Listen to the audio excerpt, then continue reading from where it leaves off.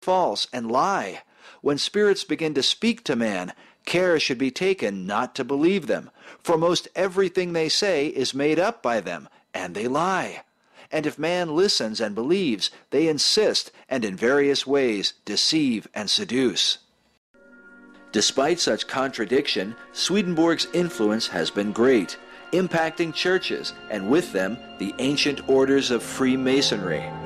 Many Masonic lodges throughout Europe became known as Swedenborgian lodges, and the rite of Swedenborg became part of Masonic ritual. Today, Emanuel Swedenborg is hailed as a hero among Spiritists and liberal Christians, who have even established Swedenborgian churches, such as the Church of the New Jerusalem, dedicated to his teachings. Perhaps most significant is Swedenborg's example of setting down spirit-communicated writings, something that would set a pattern repeated well into the 20th century and practiced by nearly every major leader of what would become the New Age movement. While Swedenborg channeled many spirits, years after his death, Andrew Jackson Davis would claim to channel him.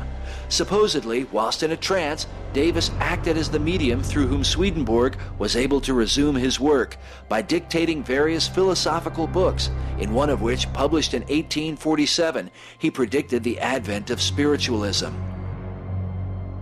From 1845 to 1847, Davis delivered some 157 lectures while in a trance-like state in New York City on scientific, historical, and philosophical topics. Reportedly, famed macabre author Edgar Allan Poe even attended some of Davis's seances. In what is considered his greatest work, The Principles of Nature, Her Divine Revelations and Voice to Mankind, Andrew Jackson Davis described a mystic view of the cosmos and of creation, promoting the theology of universalism. Some modern spiritists believe Davis's writings shadowed the evolutionary thinking that would soon be set down by Charles Darwin. Darwin's theory of evolution, perhaps the climax of a movement aimed at establishing new thought in the minds of men, would, for many, remove the fear of an almighty creator and widen the gate into the realm of the unknown.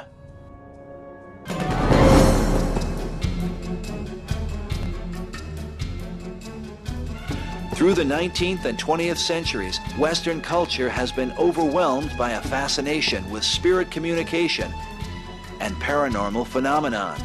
Some of the most influential people in the modern era have been influenced themselves by New Age spiritism and the occult.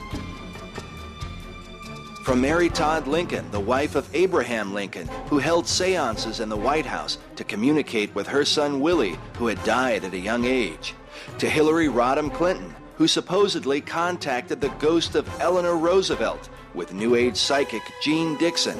Hillary is pictured here submitting herself to the power of an American Indian shaman. Inventors, heroes, dictators, world leaders, and even American presidents have been either influenced by or directly involved with the movement. Thomas Edison spent years trying to develop a machine that could communicate with spirits of the dead. While his efforts were unsuccessful, Edison was convinced that one day such an invention would be possible. Chester Carlson, the inventor of the now famous Xerox photocopying process, reportedly received the inspiration for his invention from the spirit world. Carl Gustav Jung, whose teachings on the subconscious mind have had a tremendous influence on modern psychology, claimed to be guided by a mysterious spirit named Philemon. Jung's contemporary Sigmund Freud said that it no longer seems possible to brush aside the study of so-called occult facts, the real existence of psychic forces in which, until now, we did not believe.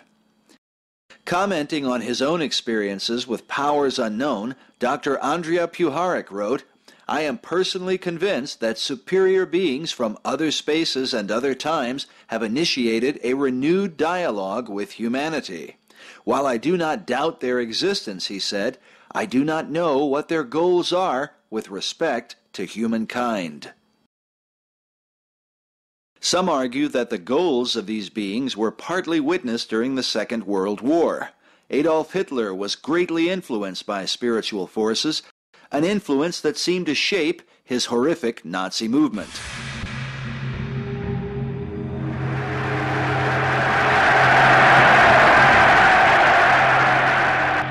French intellectual Denis Diderot once described his experience at a Nazi rally in 1938. Diderot indicated that despite his rigorous attempt to remain detached from the spectacle unfolding before him, he was involuntarily drawn into the vortex of the crowd's hysterical adulation of Adolf Hitler. It was only by dint of a kind of superhuman resolve, said the French philosopher, that he was able to regain his equilibrium before the mesmerizing presence of Hitler's evil genius. Bloß die einzige Macht und alleinige Macht in Deutschland.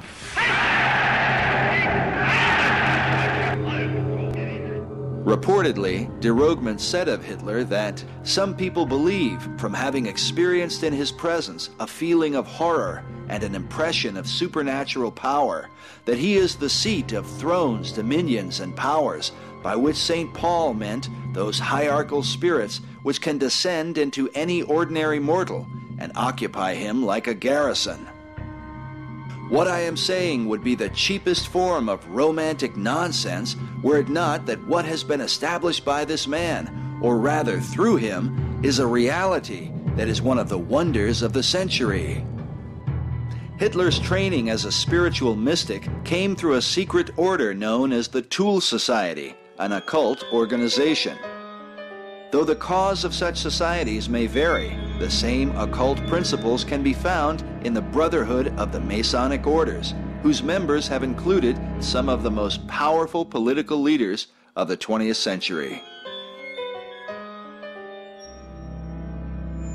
To test this argument, consider Hitler's dream of the Superman alongside this quote from Masonic author W.L. Wilmshurst from his book, The Meaning of Masonry.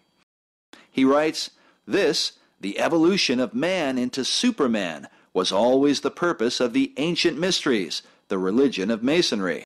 Man who has sprung from the earth and developed through the lower kingdoms of nature has yet to complete his evolution by becoming a God-like being."